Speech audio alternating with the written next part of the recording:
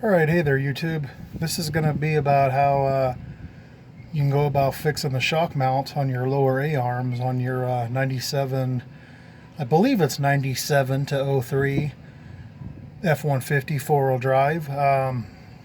Could be 01 to 03, I'm not sure. But if you have the aluminum A-arms, this will apply to you.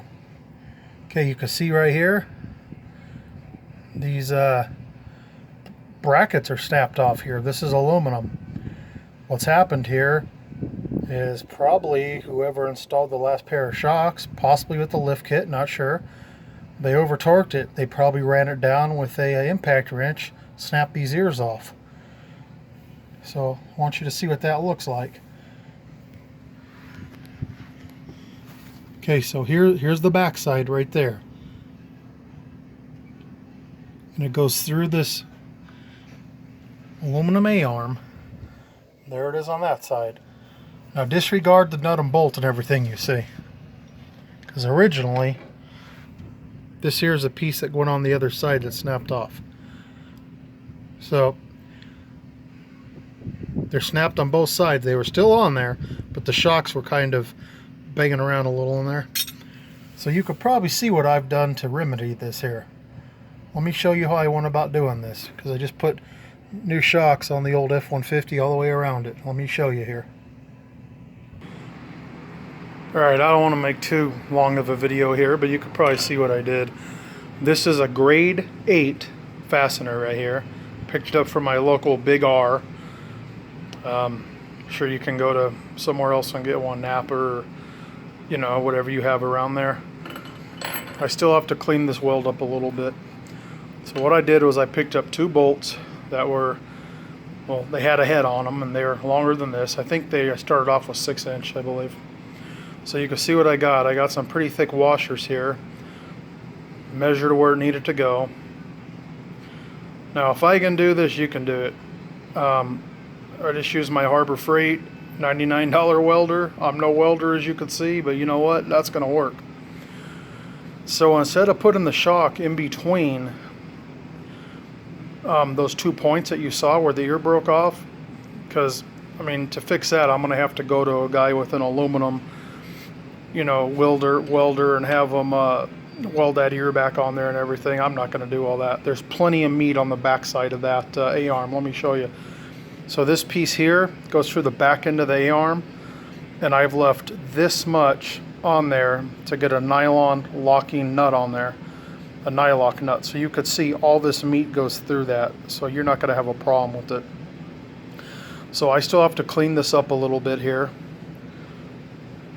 So this is how it's going to work. Your shock's going to go on. Your shock's going to go on here. This is going to go through that lower A-arm. The nylon lock nut will go on the back. So the shock's going to go up against this flat surface here. So the shock will be on here, and then on the front there's another nylon lock nut. And when that's on there, that ain't going nowhere. That's going to hold that shock. It's just like an old school, you know, solid shock mount coming out of a frame on something or another. So I'll show you the finished product here when I'm all done. Show you how I go about doing it. Now I will tell you this, these aren't going to work by installing these and then putting the shock on. You're not going to have that luxury anymore. So what I found is you leave the top of the shock off, you know, unbolt the top, which is a stud type, you know, top of the shock looks like that. Anyways, you'll leave that off and you'll compress it, and then you'll slide your shock on here, and then it allows you to finagle your shock so it can go into that hole. Then once it goes in, you put all your hardware together, and then you put the top together. So stand by.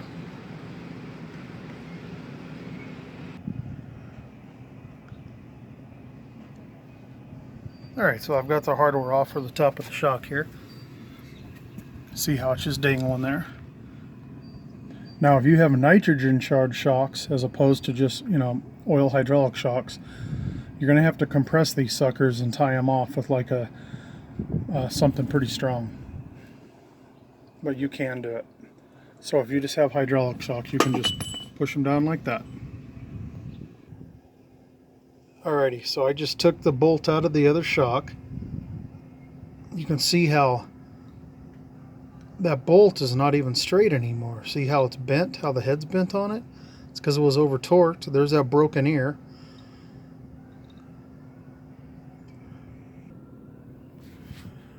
Okay, I'm doing this by myself, so you can see how I've kind of put that in there. I don't know if I'm going to be able to do this. I may have to go off camera. You see how we're going to get it in there?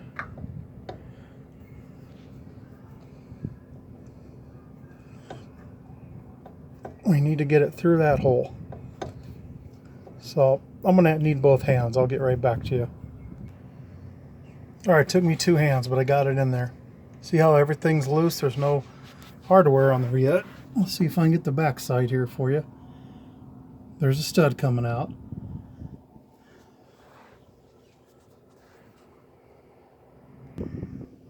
Okay, so just in case you don't understand why I'm doing it like this is kind of a little visual here. Okay, let's pretend this section here is that aluminum space in the E-arm going through the back of the E-arm. This washer's welded on right here. Okay, as we tighten that, we're going to suck that down. We're going to make it totally tight. That's a nylock nut, so it won't back off. So then this here, just imagine that's not there. Imagine that's just cut off. So now this here's a stud that has, you know, like rigid support. It's not going to dangle. If I didn't weld that washer and I just put a regular nut and a bolt through like this and cranked it down, first of all, it's going to distort that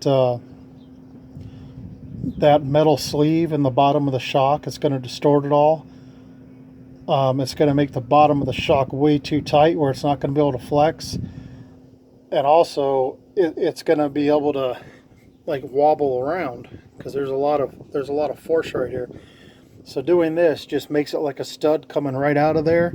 You're going to eliminate all of that wobble and everything. So once you crank this part down super tight, and then we put the shock on it, and then the nut on the other side with another washer. Okay, so I'm tightening the front nut there. The back one here is already all the way tightened and good to go. If I can show that here. I'm trying to see if I can get it in frame. There it is. That one's already torqued down and good. Got the top of the shock up there already mounted. So all I have to do is finish tightening that. We're good to go. And I want to make a correction. I said this is aluminum. I thought it was not aluminum. Put a magnet to it. So that's obviously just cast steel or yeah, it's cast iron. So seeing that, I probably could have welded it out with my little cheap Harbor Freight welder. I could have just heated it up with a torch, got it red hot and welded it. But I think this is going to be a better, stronger solution anyway. Anyways, guys, thanks for watching. And yeah, I got to put a new CV on there. That being broke over the years messed up the boot. So I'll put a new one of those on there. Anyways, hope this helps someone. Thanks a lot. Bye.